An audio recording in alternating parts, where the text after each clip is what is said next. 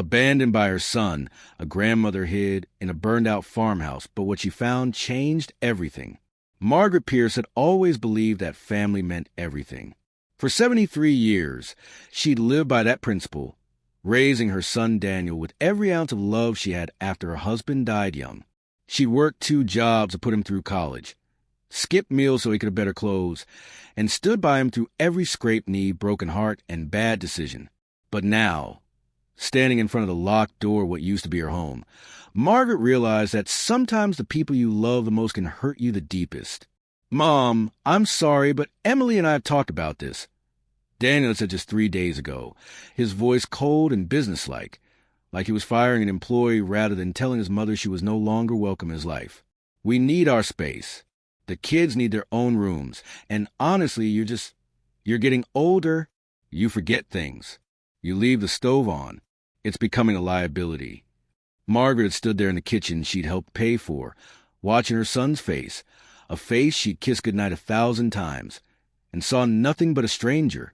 Emily, her daughter-in-law, stood behind him with crossed arms and a tight smile that didn't reach her eyes. The grandchildren, Sophia and Jake, the lights of her life, were conspicuously absent, probably sent to their rooms, so they wouldn't witness this moment.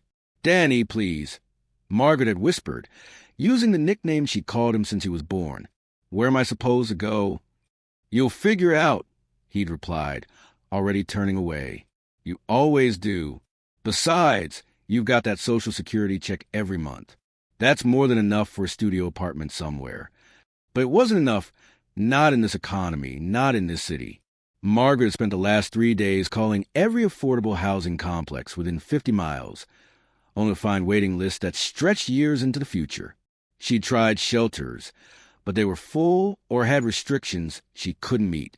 She'd even swallowed her pride and called her cousin in Montana, but the phone number she had was disconnected.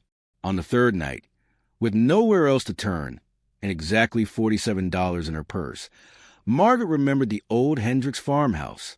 She'd driven past it countless times over the years, that skeletal structure on the edge of town that had burned down back in 2015. Everyone said old man Hendricks had fallen asleep with a cigarette, and the whole place went up. He'd died in the fire, and nobody in the family wanted the property after that. It just sat there, a charred monument to tragedy, slowly being reclaimed by nature. It wasn't much, but it was shelter, and right now, that was all Margaret needed. The walk to the farmhouse took her 2 hours, her arthritic knees protesting every step. She'd taken only what she could carry: a backpack with some clothes, a blanket, a flashlight, some canned food she'd had in her own small room at Daniel's house, and a photograph of Danny as a little boy, his gap-toothed smile bright as sunshine. The farmhouse looked even worse up close than it did from the road. The roof was partially collapsed, and the walls were stained black with soot and smoke damage. The windows were broken or missing entirely, and the front porch looked like it might give way at any moment. But when Margaret carefully made her way around to the back, she found that part of the kitchen and what must have been a small back room were still relatively intact, sheltered by a portion of the roof that had somehow survived the fire. "Well, Margaret," she said to herself, her voice shaking just a little, "you've slept in worse places." That was a lie. She'd never slept in worse places. But she'd survived worse things, hadn't she? She'd survived losing her husband at 32. She'd survived cancer at 55.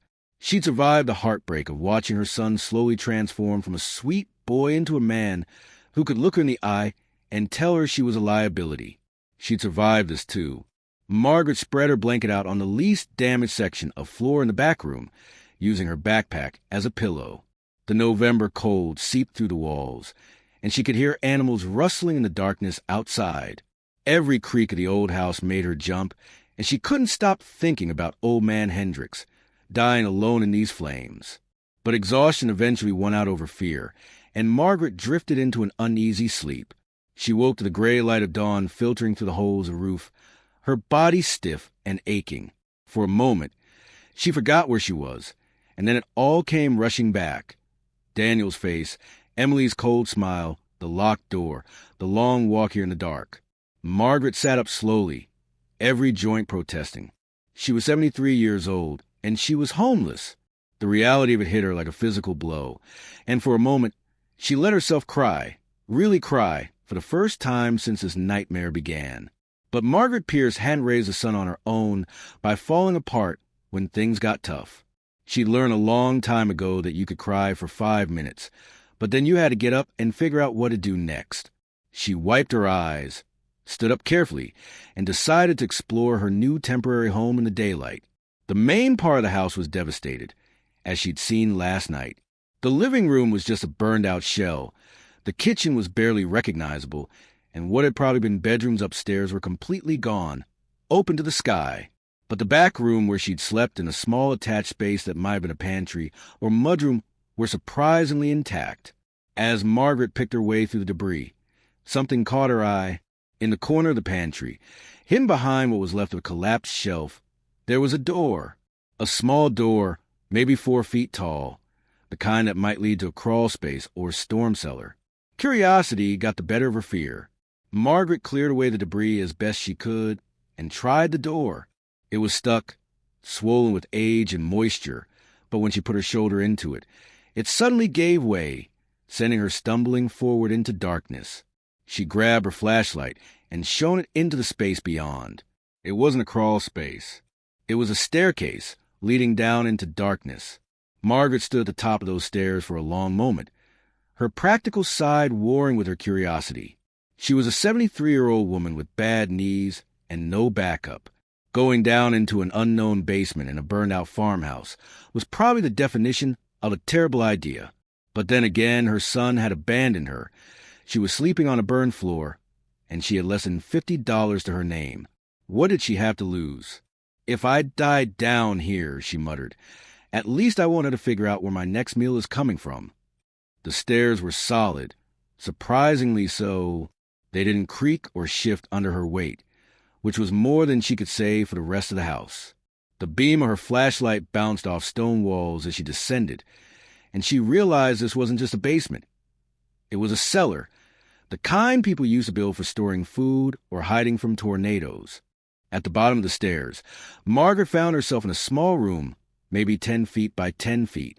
The air was cool and dry, and unlike the rest of the house, this space showed no signs of fire damage at all. The walls were lined with shelves, and on those shelves were dozens of mason jars, still sealed, still intact. Margaret stepped closer, shining her light on the labels. Tomatoes, green beans, peaches, pickles, jams and jellies in every flavor. All dated from 2014, the year before the fire. "Well, I'll be damned," Margaret whispered. But that wasn't all. In the corner of the cellar, covered with a tarp, was what looked like a piece of furniture. Margaret pulled the tarp away and found an old trunk, the kind people use to take on steamships. It was locked, but the lock was old and rusty, and when she hit with a rock she found on one of the shelves, it broke open. Inside the trunk was a treasure trove. Blankets, thick, warm wool blankets that smelled of cedar and mothballs. Candles, dozens of them, in various stages of use. Matches in waterproof containers. A camping stove with fuel canisters. A first aid kit. And at the very bottom, wrapped in oilcloth, was a coffee can full of cash. Margaret's hands shook as she opened the can and counted the money. $163 in small bills. It wasn't a fortune. It wasn't enough to change her situation completely.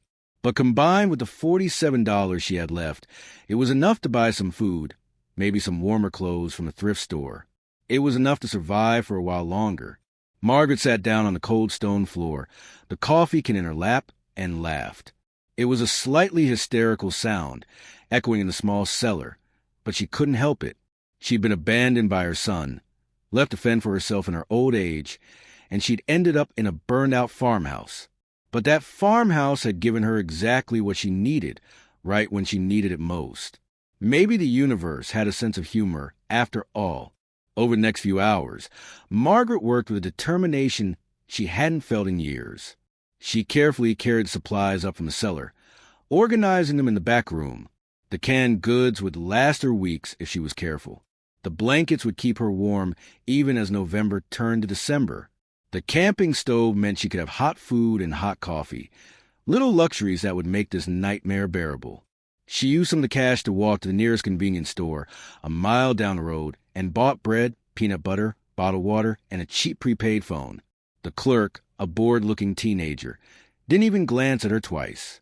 Back at the farmhouse, Margaret set up what she was already starting to think of as her space. She hung one of the blankets over the doorway to keep out the wind. She arranged the candles so she'd have light after dark. She organized her food supplies and made a mental inventory of everything she had. It wasn't much. By anyone's standards, she had almost nothing. But it was hers, and it was enough. That night, wrapped in the warm blankets, with a full stomach and a cup of hot tea made on the camping stove, Margaret felt something she hadn't felt in days. Hope. If you're enjoying this emotional story of resilience and unexpected blessings, please subscribe to our channel. Hit that subscribe button so you won't miss more incredible, heartwarming stories like Margaret's journey. Trust me, what happens next will absolutely amaze you. The first week in the farmhouse was a study in adaptation. Margaret quickly learned which floorboards were solid and which would give way under her weight. She figured out how to position her sleeping area to avoid the worst of the drafts that whistled through the broken windows. She learned to time her trips outside for when the road was least busy, not want to draw attention to herself. But she was lonely. God, she was lonely. Margaret had never been alone like this before. Even when her husband died, she'd had Daniel, then just a little boy who needed her. She'd thrown herself into motherhood, and the busy years of working and raising a child had kept the loneliness at bay. When Daniel grew up and moved out, there were friends, church activities, volunteer work. And then, when she'd moved in with Daniel and Emily, there had been the grandchildren, Sophia and Jake, 8 and 6 years old. Margaret's heart ached when she thought about them. Did they ask about her? Did they wonder where Grandma had gone? Or had Daniel and Emily already told them some story, made her disappearance seem natural, unavoidable? She'd been so careful not to be a burden. She cleaned the house, cooked dinner several nights a week, helped with homework, played games with the kids. She tried to make herself useful, valuable, worth keeping around. But it hadn't been enough. On the 8th day in the farmhouse, Margaret was carrying water up from the stream that ran behind the property when she heard a noise that made her freeze. Voices. Young voices. She ducked behind a tree, her heart pounding, and peered around it to see 3 kids, probably teenagers, walking along the edge of the property. They had backpacks and were laughing about something, clearly just cutting through on their way somewhere. "Yo, you think old Hendrik still haunts this place?" one of them said. "Man, shut up. There's no such thing as ghosts. Tell that to my cousin. He said he saw lights here one night, moving around inside."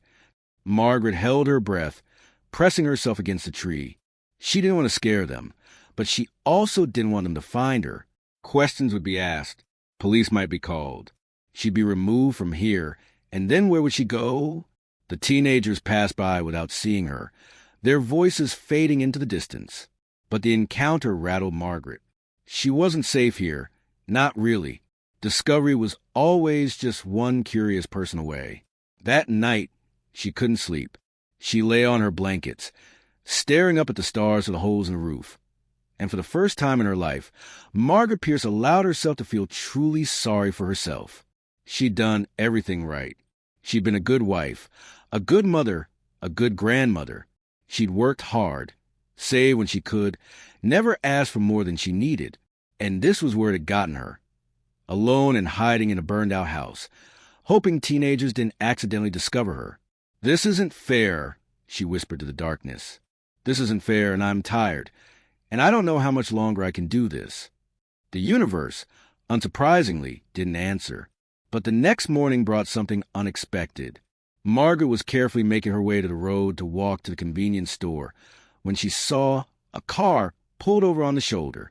A woman, maybe in her 50s, was standing beside it, looking frustrated and talking on her phone.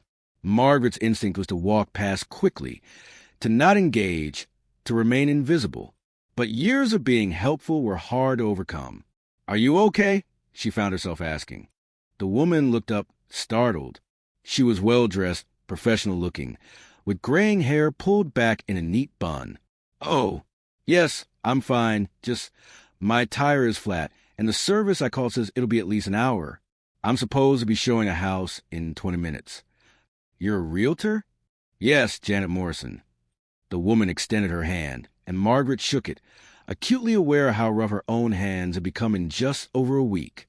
"I don't suppose you know anything about changing tires?" Margaret smiled. "My husband taught me 50 years ago. I've still got it." Together, they changed a tire, with Margaret doing most of the work while Janet kept up a steady stream of conversation. She was showing a house to a young family, first-time buyers. Such a sweet couple. Business was tough these days, but she loved helping people find homes. She'd been doing this for 30 years. Couldn't imagine doing anything else. "You know," Janet said as Margaret tightened the last lug nut, "I could use someone like you." Margaret looked up, confused. "What do you mean?" "I stage houses. You know, arrange furniture, make them look nice for showings. I usually hire a service, but they're expensive, and honestly, they're not always reliable. You seem capable, and you've got a good eye. I noticed you made sure the spare was positioned perfectly. Would you be interested in some part-time work?" Margaret's first instinct was to say no. How could she explain that she was homeless, that she had no permanent address, no phone beyond the cheap prepaid one in her pocket? But then she looked at Janet's kind face and realized that maybe, just maybe, this was another gift from the universe. "I'd be very interested," Margaret said carefully. "But I need to be honest with you. I'm in a transitional living situation right now. I don't have a permanent address." She waited for the judgment, the backing away, the sudden remembering of another appointment. But Janet just nodded thoughtfully. "Okay, can you meet me at addresses I give you? Do you have reliable transportation?" "I can walk anywhere within a few miles, or take the bus." "And the prepaid phone, that's yours? I can reach you on it." "Yes." Janet pulled out her own phone and handed it to Margaret. "Put your number in there. I've got a showing day after tomorrow, and I could use help setting up. It pays $15 an hour, cash. If that works for you, and if you do a good job, there'll be more." Margaret's hand shook as she entered her number. $15 an hour. If she could get even 10 hours a week, that was enough to buy real food, maybe some warmer clothes for the winter that was coming. "Thank you," she whispered. "You have no idea what this means to me." Janet's expression softened. "Honey, I've been where you are. Maybe not exactly, but close enough. 10 years ago, I lost everything in a divorce. I was living in my car for 3 months before I got back on my feet. Sometimes we all need a little help." Over the next 2 weeks, Margaret worked 4 jobs for Janet, earning nearly $600. She bought proper winter clothes from the thrift store, more food, batteries for a flashlight, and a small portable heater that ran on propane. The back room in the farmhouse became almost cozy. But more than the money, the work gave her something she'd been missing: purpose. She was good at staging houses, at knowing exactly where to place a vase of flowers or how to arrange furniture to make a room look bigger. Janet started calling her more frequently, and Margaret found herself looking forward to the work, to having somewhere to be, something to do. She was careful, though. She never mentioned where she was living, always meeting Janet at the job sites.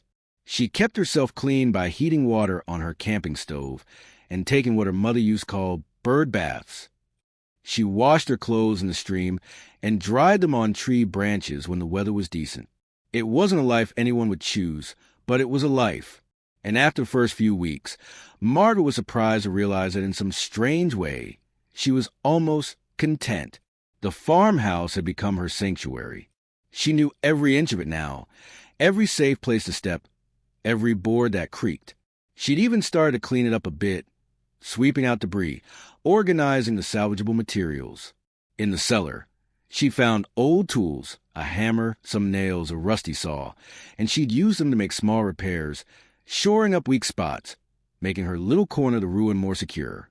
One evening in late November, as Margaret sat in her back room eating a simple dinner of canned soup and crackers, she heard it. Footsteps above her, in the burned-out part of the house. Her blood ran cold. She froze, spoon halfway to her mouth, barely breathing. The footsteps were slow, deliberate, moving through the ruins. Not teenagers this time. Teenagers would be louder, would be laughing or daring each other. This was someone moving carefully, cautiously, maybe looking for something or someone. Margaret quickly blew out her candle and sat in darkness, her heart hammering so hard she was sure whoever was up there could hear it. She watched the doorway, concealed by the hanging blanket, and prayed that whoever it was would leave. The footsteps came closer, stopped right outside her room. "Hello," a voice called out. Male, older, tentative. "Is someone there?" I saw a light. Margaret didn't answer. Maybe if she stayed quiet, he'd assume he'd been mistaken. "Look, I'm not going to hurt you or call the cops or anything," the voice continued. I'm looking for someone. An elderly woman, brown hair going gray, about 5'3". Her name is Margaret Pierce. Margaret's breath caught in her throat. How did this stranger know her name? Her son reported her missing, the voice said. But between you and me, I think he knows more than he's saying. I'm a private investigator. Her friend Janet Morrison hired me to find her. Janet, sweet, kind Janet, who'd given her work and never asked questions. Of course she'd gotten worried when Margaret couldn't explain where she lived. Margaret stood up slowly, every instinct screaming at her to stay hidden, to stay safe. But she was tired of hiding, tired of being afraid. And if Janet cared enough to hire someone to find her, maybe it was time to stop being invisible. She pulled back the blanket and stepped into the doorway. The man standing in the ruins was about 60, wearing jeans and a heavy jacket, with a flashlight in his hand. He looked at Margaret, and his expression shifted from alert to relieved to deeply sad, all in the span of a few seconds. "Miss Pierce?" "Yes." "I'm Robert Chun. Janet Morrison hired me to find you. She's been worried sick." "I'm fine, as you can see." Robert looked around at the burned-out farmhouse, at the makeshift shelter, at the camping supplies. "Ma'am, with all due respect, you're living in a condemned building. That's not fine. It's better than the street. Your son—" "My son," Margaret interrupted, her voice sharp, "kicked me out of his house and locked the door behind me. My son told me I was a liability. My son made it very clear that he didn't want me around. So forgive me if I don't think what my son wants matters very much right now." Robert was quiet for a moment. Then he said, "Janet wants to help. She's been looking for you for days. She asked me to tell you that she has a spare room in her house, and you're welcome to stay there until we can figure something else out." Margaret felt tears prick at her eyes. Why would she do that? She barely knows me. She said you reminded her of her mother, and she said that nobody who can change a tire that well should be sleeping in a burned-out farmhouse. Despite everything, Margaret laughed. It was a small, broken sound, but it was genuine. "There's something else," Robert said carefully. "Your granddaughter, Sophia. She's been asking about you. A lot. Your son and daughter-in-law told her you went on a trip, but she doesn't believe them. She's been crying herself to sleep." The tears Margaret had been holding back spilled over. "He won't let me see her." "No, ma'am, probably not. But Janet thought you should know that you're missed, that you matter to someone." Margaret wiped her eyes with the back of her hand. "Can I think about it?" "Janet's offer, can I have tonight to think about it?" Robert nodded. "I'll tell her I found you, that you're safe, and that you'll call her tomorrow. But Miss Pierce? It's supposed to drop below freezing tonight. This place is not safe. Please consider coming with me now." "I've survived worse than cold," Margaret said quietly. "I'll think about it. I promise." After Robert left, Margaret sat in the darkness for a long time, wrapped in her blankets, thinking about everything that had happened. She'd been so angry at Daniel, so hurt. She'd felt like the universe had abandoned her along with her son. But the universe had also led her here, to this burned-out farmhouse. And the farmhouse had given her what she needed: shelter, food, supplies. And then the universe had sent her Janet, who'd given her work and dignity, and now was offering her a home. Maybe she'd been looking at this all wrong. Maybe this wasn't about what she'd lost. Maybe it was about what she was finding. Are you as moved by Margaret's journey as I am? Don't forget to subscribe to our channel so you can continue following her incredible story. Click that subscribe button now, because what Margaret discovers next will absolutely blow your mind. You won't want to miss a single moment. Margaret didn't go to Janet's that night. She told herself it was because she needed time to think, to make sure she wasn't rushing into another situation where she'd be dependent on someone else's kindness. But the truth was, she wasn't ready to leave the farmhouse yet. In the weeks she'd been here, this burned-out ruin had become more than just shelter. It had become a symbol of her own survival, proof that she could take care of herself even when everyone else had given up on her.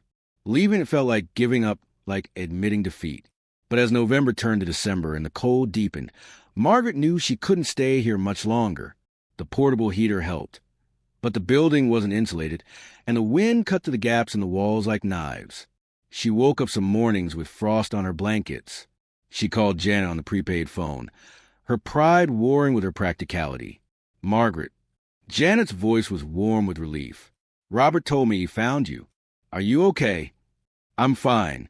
"Janet, I wanted to thank you for looking for me and for the offer of a room. But I can't accept charity." "It's not charity. I need a roommate. The house is too big for just me, and honestly, it'd be nice to have someone else around.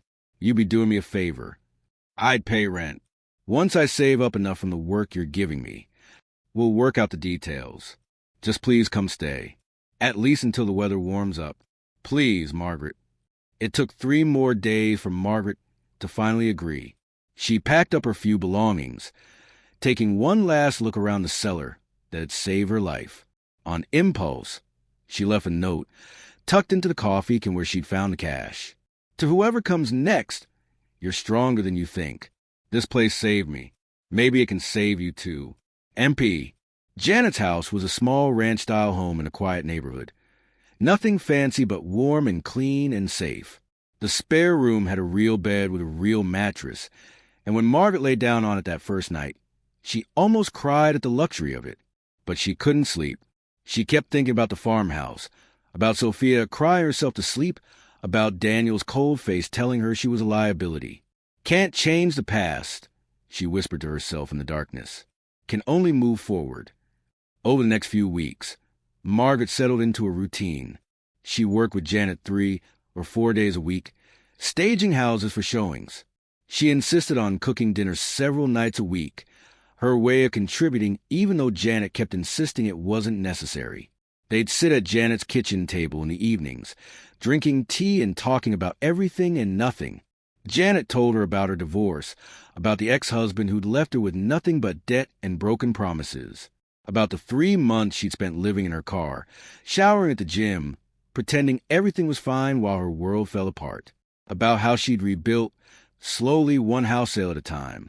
Margaret told her about Daniel, about watching her sweet little boy grow into a man she barely recognized, about Emily, who'd never really liked her but had been polite enough until the mask came off, about Sophia and Jake, the grandchildren she loved with every fiber of her being and might never see again. "You could fight it, you know," Janet said one evening. "Grandparents' rights. You could petition the court for visitation. I'm 73 and homeless. Well, formerly homeless. No judge is going to side with me over their father. You're not homeless anymore. You're employed. You're of sound mind. And you're their grandmother. That counts for something." Margaret wanted to believe her, but the thought of going to court, of facing Daniel and Emily, of having to prove that she deserved to see her own grandchildren, it felt like too much.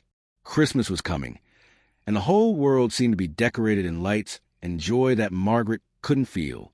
She tried to be cheerful for Janet's sake, but her heart wasn't in it. On December 23rd, Janet came home from a showing with an odd expression on her face. "Margaret, I need to tell you something, and I need you to not be mad at me." Margaret looked up from the pot of soup she was stirring. "What did you do?" "I ran into your son today. At a showing. He and his wife were looking at houses. Apparently they're moving up, getting something bigger." Margaret's hand tightened on the spoon. And I told him exactly what I thought of him. I told him that his mother is a remarkable woman who deserves better than to be thrown away like trash. I told him that he should be ashamed of himself.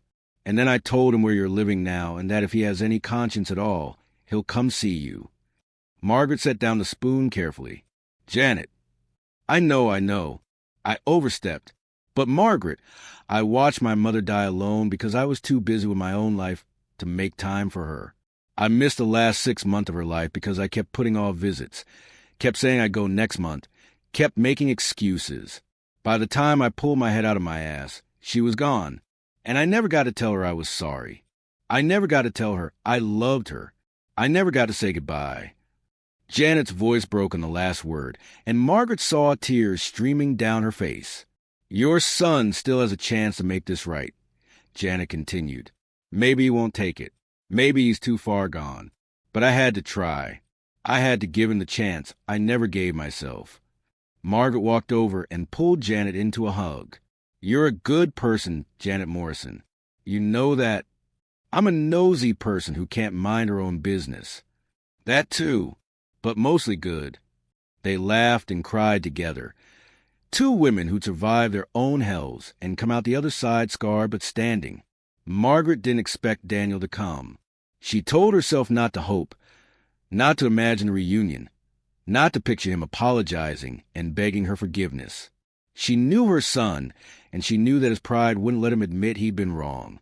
But on Christmas Eve, there was a knock on Janet's door. Margaret answered it, and there stood Daniel. He looked older than she remembered, tired, with dark circles under his eyes. Emily was with him, and she looked even worse, pale and drawn. And between them, holding their hands, were Sophia and Jake. Grandma! Sophia shrieked, breaking free and launching herself at Margaret. Jake was right behind her, and suddenly Margaret's arms were full of grandchildren, both of them talking at once, crying and laughing and hugging her so tight she could barely breathe. We missed you so much. Daddy said you went on a trip, but I knew he was lying. I drew you pictures for every day you were gone. Are you coming home? Please say you're coming home. Margaret looked up over their heads at Daniel. His face was a complicated mix of emotions, shame, guilt, something that might have been regret. Mom, he said quietly, can we talk? They sat in Janet's living room, an awkward group, while the kids showed Margaret their pictures and told her everything she'd missed. Daniel and Emily sat stiffly on the couch, not touching, barely looking at each other. Finally, Emily spoke. This was all my idea, asking you to leave. Daniel wanted to talk about other options, but I pushed. I told him we needed our space, that you were getting in the way. I convinced him you'd be fine, that you had money and options. I was wrong. I'm sorry. Margaret waited for Daniel to speak, to add his own apology, but he stayed silent, staring at his hands. Danny, she said softly, look at me. He looked up, and she saw her little boy in his eyes, the one who used to crawl into bed with her during thunderstorms, the one who cried on his first day of school and begged her not to leave. Say it, Margaret said. Whatever you need to say, just say it. I was scared, Daniel whispered. You were forgetting things. Little things at first, then bigger things. You left the stove on twice. You forgot to pick up Jake from school one day. I was terrified you were going to hurt yourself or hurt the kids or burn down the house. And instead of talking to you about it, instead of finding a solution together, I panicked, and I took the coward's way out. You threw me away. I threw you away, he agreed, his voice breaking. I threw away my mother, the woman who sacrificed everything for me, because I was too scared and too proud to admit I didn't know how to handle the situation. And then when Emily told me what Janet said to her, when she told me you'd been living in a burned-out farmhouse, that you'd been homeless because of me. He couldn't continue. He just sat there, crying, and Margaret realized she'd never seen her son cry. Not since he was a teenager. She wanted to comfort him. Every maternal instinct in her body screamed at her to go to him, to hold him, to tell him it was okay. But she couldn't. Not yet. You hurt me, she said quietly. More than I've ever been hurt in my life. Worse than losing your father. Worse than the cancer. Because you chose to hurt me. You looked at me and decided I wasn't worth keeping. I know. I was terrified. I was alone. I thought I was going to die in that farmhouse. I know. God, Mom, I know. But I didn't die. I survived. And you know what I learned? I learned that I'm stronger than I thought. I learned that I can take care of myself. I learned that I don't need you to survive. She saw him flinch at that, saw the pain in his eyes, and part of her was glad. He deserved to hurt. He deserved to know what he'd done. But, she continued, I also learned that I'm not the only one who makes mistakes. I learned that sometimes good people do terrible things because they're scared. And I learned that forgiveness isn't about forgetting what happened. It's about deciding that the relationship matters more than the hurt. Daniel looked up at her, hope flickering in his eyes. I'm not moving back in with you, Margaret said firmly. I like living with Janet. I like my independence. I like knowing that I can take care of myself. But I want to see my grandchildren. I want to be part of their lives.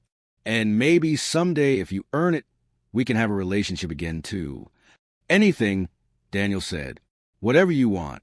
Whatever it takes. Therapy. For both of us. Together. We need to figure out how to communicate. How to trust each other again. And you need to understand why what you did was so deeply wrong. Okay. Yes. Absolutely. Emily cleared her throat. Mrs. Pierce, I want you to know that I'm committed to making this right, too. I'd like to be part of the therapy sessions, if you're willing. I have a lot of apologizing to do, and a lot to learn about being a better daughter-in-law. Margaret studied her for a long moment. Emily looked sincere, but Margaret had learned the hard way that sincerity could be faked. Time would tell if she really meant it. We'll see, Margaret said noncommittally. Sophia tugged on Margaret's sleeve. Does this mean you'll come to Christmas dinner tomorrow? Please, Grandma, please. Margaret looked at Janet, who was standing in the doorway, watching the scene unfold. Janet smiled and nodded. Yes, sweetheart, Margaret said, pulling Sophia close. I'll come to Christmas dinner. The kids cheered, and even Daniel managed a small smile. It wasn't forgiveness. Not yet. But it was a start after they left. With promises to pick her up at noon the next day, Margaret sat with Janet in the quiet living room. You did good, Janet said. You didn't let him off easy. I'm still so angry, Margaret admitted. Part of me wants to slam the door in his face, to make him hurt the way he made me hurt. That's normal. That's human. But you're giving him a chance to make it right. That takes strength. Or stupidity. Sometimes they're the same thing. Margaret laughed. How did you get so wise? Years of making mistakes and learning from them. Speaking of which, I have something for you. Janet pulled out an envelope and handed it to Margaret.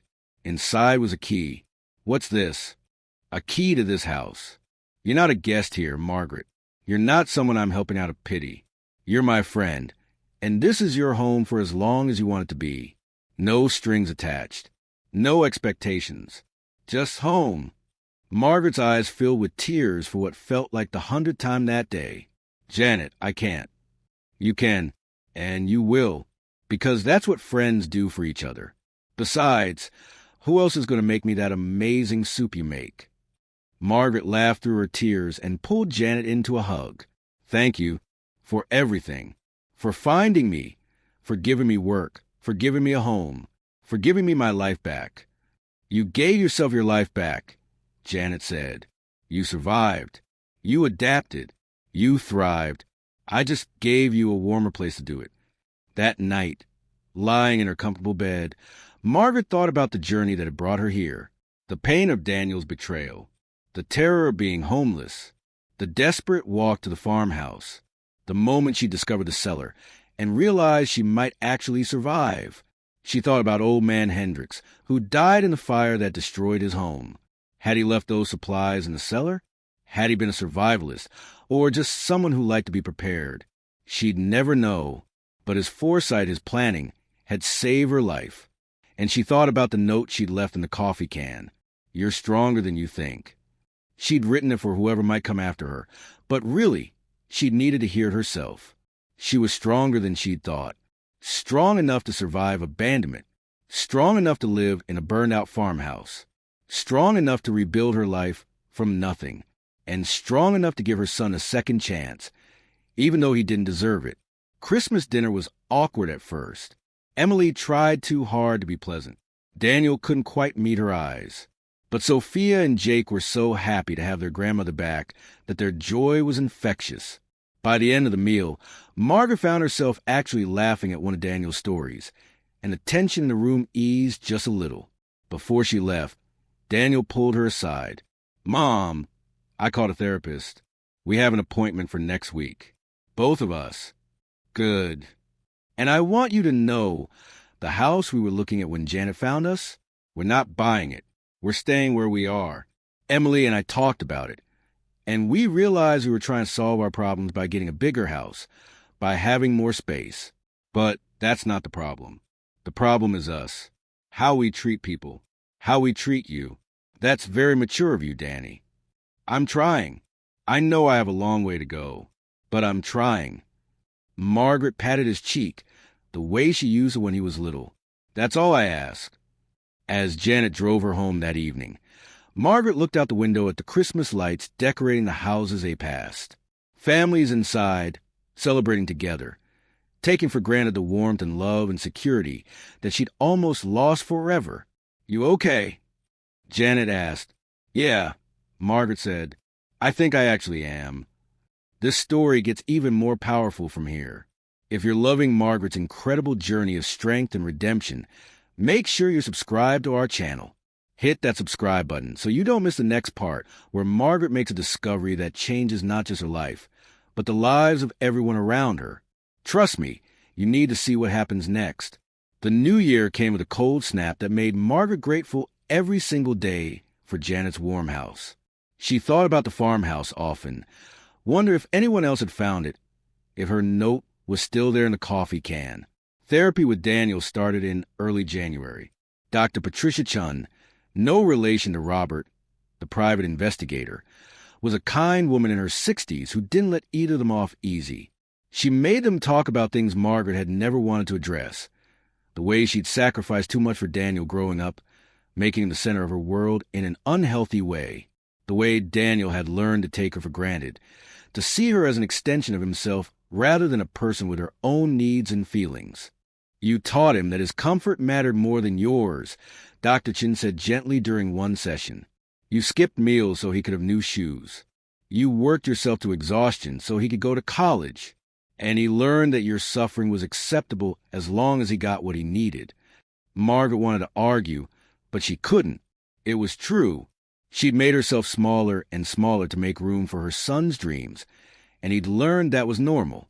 "But that doesn't excuse what I did," Daniel said, his voice thick with emotion. "Even if she taught me to be selfish, I'm an adult. I should have known better." "You should have," Dr. Chin agreed. "But understanding how you got here is the first step to making sure you never do it again." The sessions were painful but necessary. Slowly, very slowly, Margaret felt the wall between her and her son beginning to crumble. Not gone. She wasn't sure it would ever be completely gone, but weakening, letting small amounts of trust and affection seep through. She saw Sophia and Jake every week, sometimes at Daniel's house, sometimes at Janet's. She went to Sophia's school play and Jake's soccer game.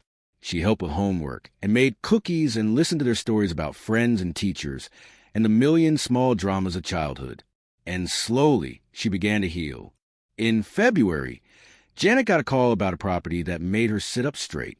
"Margaret, you need to hear this. The Hendricks farm, someone bought it." Margaret's heart jumped. "What? Who?" "A developer. They're going to tear down the old farmhouse and build a small housing development. But here's the thing, they want me to handle the sales. And they need someone to help clear out the property first, document anything salvageable. I immediately thought of you." Margaret wasn't sure how she felt about going back to the farmhouse. It had been her salvation, but it was also a reminder of the worst period of her life. "I don't know, Janet. The pay is good, really good. $500 for a full day's work, maybe 2 days total. And I thought, maybe you want to say goodbye? On your own terms." Margaret thought about it for a long moment. Then she nodded. "Okay, let's do it." 2 days later, Margaret stood in front of the farmhouse for the first time in months. It looked different in the winter light. smaller somehow, less imposing. Just a burned-out building waiting to be torn down and forgotten. Janet handed her a clipboard and a camera. Just go through and document anything that might be worth saving. Old fixtures, architectural details, anything like that. And if there's anything personal you want to retrieve, now's the time. Margaret walked through the ruins slowly, taking pictures, making notes. The main structure was too far gone, but she documented the stonework of the chimney, the old oak beams that had somehow survived the fire, the vintage doorknobs and light fixtures. And then she made her way to the back room, her room, where she'd spent those desperate weeks. It was exactly as she'd left it, though colder, emptier now. She could see where she'd slept, where she'd set up her camping stove, where she'd arranged her supplies. Evidence of her survival, preserved like an archaeological site. She made her way down to the cellar, her flashlight cutting through the darkness. The shelves were still there, a few jars of food remaining. The trunk in the corner, lid open, showing where she'd taken the blankets and supplies. And the coffee can, right where she'd left it. Margaret picked it up and opened it. Her note was still there, but there was something else now. Another note, written on a torn piece of notebook paper in messy handwriting. I found this place when I ran away from home. Your note made me cry. I ate some food, sorry, and stayed here for 3 nights before I got the courage to call my mom. We're in family therapy now. Things are getting better. Thank you for leaving this. Thank you for surviving. You saved my life. Kay. Margaret sat down on the cold cellar floor and cried. Not sad tears, but tears of wonder and gratitude. She'd survived this place, and in surviving, she'd helped someone else survive too. Her suffering hadn't been meaningless. Her story had mattered. She carefully folded both notes and put them in her pocket, then climbed back up the stairs. She took one last look around the farmhouse, at the place that had given her shelter when she had nowhere else to go. Thank you, she whispered. Thank you for saving my life. Back at the car, Janet looked at her with concern. You okay? You were down there a long time. Margaret showed her the notes. Janet read them both, her eyes growing wet. My God, Margaret, you saved that kid. The farmhouse saved us both. No, you saved each other. That's what your note did. It gave someone else hope when they needed it most. They drove back to town in silence, but it was a comfortable silence, full of reflection and peace. That evening, Margaret sat at Janet's kitchen table and wrote another note. This time, she addressed it to the developer, care of Janet's real estate office. Dear Sir, or Madam, I understand you plan to tear down the old Hendricks farmhouse to build new homes. I don't blame you. The structure is beyond repair, and the land deserves to be used for something positive. But before you tear it down, I'd like to ask you to do something. In the cellar, there's a trunk and some shelves. In one corner, there's a small space where I left a coffee can. Inside that can are 2 notes, one written by me and one written by a young person I never met. Both of us found shelter in that farmhouse when we had nowhere else to go. Would you consider leaving something in that space? Maybe a time capsule, maybe just a small plaque, something that acknowledges that this place once saved lives, that even in its ruined state, it mattered. I know this is an unusual request, but that farmhouse taught me something important, that even broken things can be useful, that even ruins can provide shelter, that there's always hope even in the darkest places. Thank you for considering this request. Sincerely, Margaret Pierce. She gave the letter to Janet, who promised to pass it along to the developer. Margaret didn't know if anything would come of it, but she felt better for having written it. In March, Daniel and Emily invited Margaret to a family dinner. Not just Margaret, Janet too, as a thank you for everything she'd done. It was the first time Margaret had seen Daniel in Emily's house since she'd been forced to leave. She felt anxious walking up to the door, memories flooding back of that terrible day when Daniel had told her to leave. But the house felt different now, warmer, somehow, or maybe she was different, no longer desperate and dependent, but strong and independent. Emily had cooked a beautiful meal, and the kids were bouncing with excitement. Grandma, we have something to show you, Sophia said, grabbing her hand and pulling her toward the hallway. There, on the wall where there used to be a generic landscape painting, hung a series of framed photographs. Margaret recognized them immediately. They were pictures she'd taken of the kids over the years, moments she'd captured with her old digital camera. Sophia blowing out birthday candles.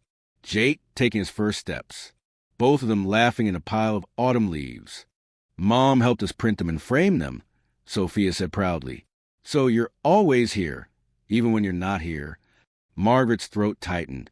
She looked at Emily, who gave her a small, genuine smile.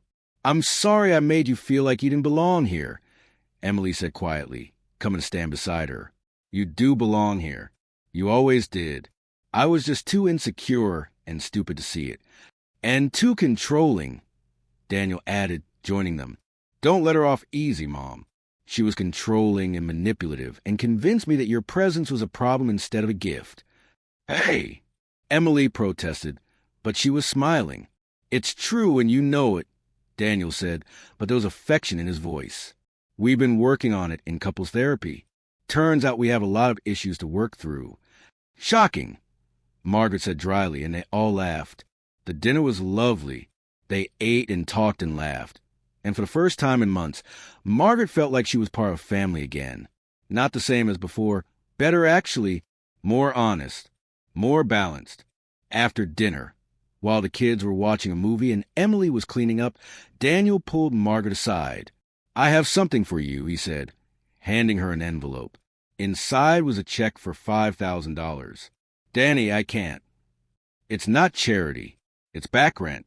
For all the years you lived with us and contributed to the household, and we never properly compensated you. And it's an apology. I know money can't fix what I did, but I want you to have it. Buy something you've always wanted. Take a trip. Save it. Whatever you want. It's yours. Margaret looked at the check, then at her son. She could see that he meant it, that this was his way of trying to make amends. Thank you, she said simply. This means a lot. There's something else, Daniel said. Emily and I have been talking to our lawyer. We want to set up a formal arrangement, visitation schedule, financial support, everything in writing. Not because we don't trust each other, but because you deserve the security of knowing that we can't just change our minds and kick you out of kids' lives again. Margaret felt tears sting her eyes. You'd really do that? We should have done it from the beginning. You're their grandmother. You have rights, and more importantly, they need you. We all need you. Margaret hugged her son tightly, this man she'd raised, who'd hurt her so badly and was now trying so hard to make it right. I'm proud of you, she whispered, for doing the work, for facing what you did wrong, for trying to be better. That takes courage. I learned from the best, Daniel said. You survived being abandoned and homeless, and you came out of it with grace and strength. If you can do that, I can at least try to be a better son. Later, as Janet drove them home, Margaret watched the lights of the city pass by the window. Good night, Janet asked. Good night, Margaret confirmed. Really good night. You deserve it. You've worked hard for this, Margaret. The therapy, the forgiveness, the boundaries. It couldn't have been easy. It wasn't. There were days I want to tell Daniel to go to hell and never speak to him again. Days when I was so angry I could barely breathe. But you didn't. No, I didn't. Because I realized that anger was hurting me more than it was hurting him. And because I looked at Sophia and Jake and knew I didn't want to lose them because their father was an idiot. Janet laughed. That's a very practical approach to forgiveness. I'm a very practical person. Yes, you are. That's why you survived. Margaret's journey is reaching its most powerful moment yet. If this story has touched your heart, please subscribe to our channel right now. We share incredible real-life inspired stories like this one every week, and you won't want to miss the final chapter of Margaret's transformation. Click that subscribe button and join our community of people who believe in second chances and the power of resilience. In April, Janet got a call from the developer who'd bought the Hendricks farm. He wanted to meet with Margaret. His name was Thomas Weaver, a man in his 50s with kind eyes and a firm handshake. He met them at a coffee shop downtown, and Margaret felt nervous without quite knowing why. Ms. Pierce, he said, I got your letter about the farmhouse, about leaving something to acknowledge its history. I understand if it's not possible, Margaret said quickly. I know you have plans for property. Actually, your letter made me rethink those plans. I did some research on the farmhouse, talked to some old-timers in the area. Turns out that building is quite a history. It was a stop on the Underground Railroad back in the 1850s. That cellar you stayed in? Escaped slaves hid there on their way to freedom. Margaret felt chills run down her spine. I had no idea. Neither did I, until I started digging. The Hendricks family had owned that land for generations, and they'd kept that history alive. But when old man Hendricks died in the fire, the knowledge almost died with him. Your letter made me realize we can't just bulldoze that history. What are you going to do? Janet asked. Thomas pulled out some architectural drawings and spread them on the table. We're still building the housing development, but we're incorporating the cellar into a small park and historical site. We'll restore it, make it safe, add informational plaques about its history. And we're going to include your story too, Ms. Pierce, if you'll allow it. The farmhouse that saved lives, from the Underground Railroad to modern day.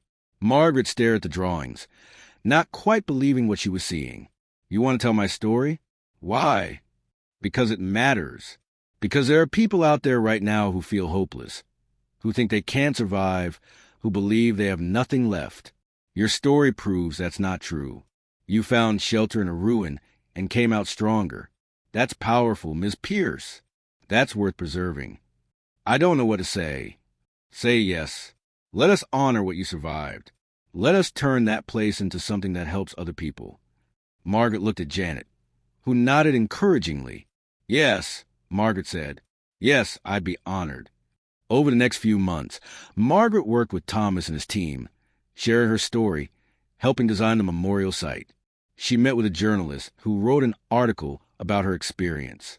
She gave an interview to the local news. And then the letters started coming.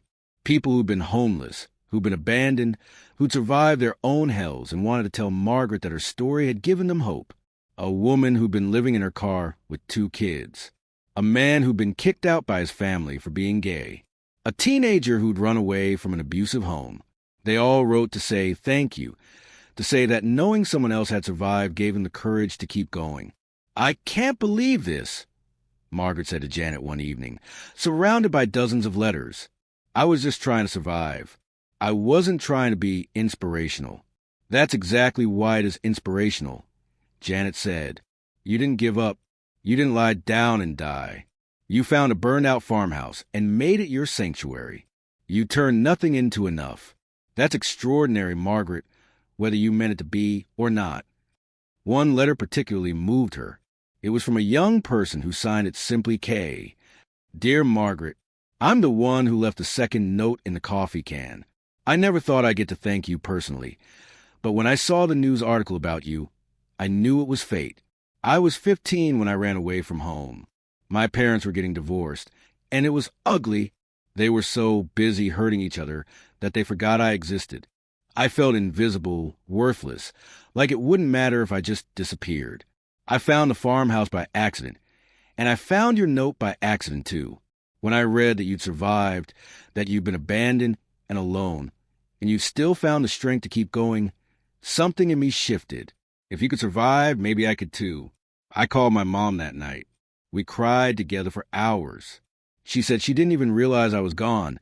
She was so caught up in the divorce drama. That hurt, but at least it was honest. We started therapy together. It's hard, and we still fight sometimes, but we're trying.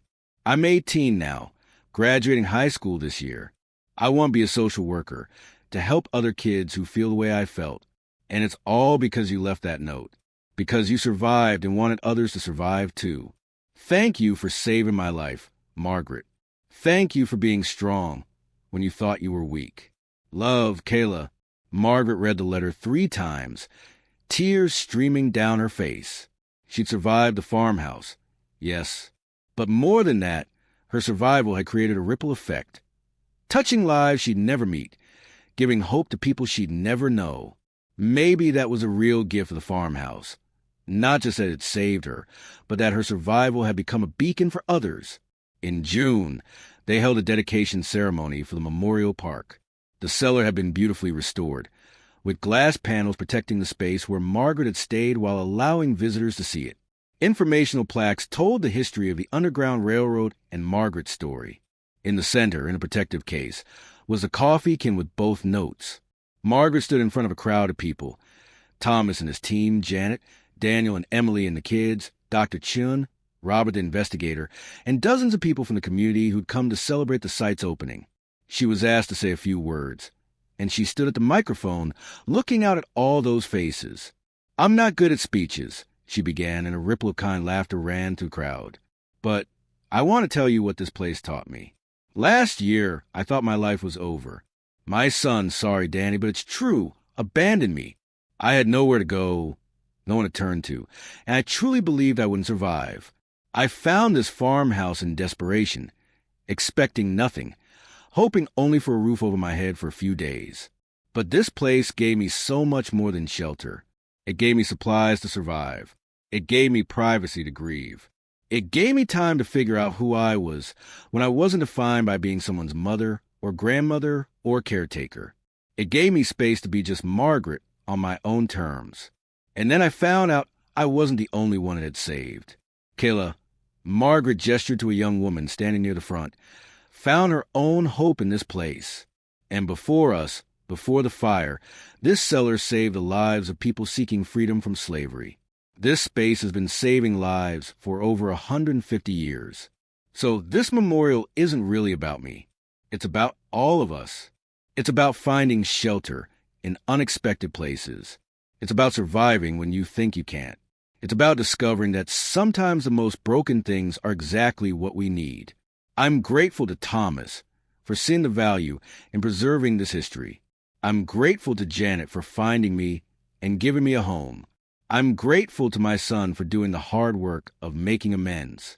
And I'm grateful to every person who ever found shelter here, who ever survived because this place existed.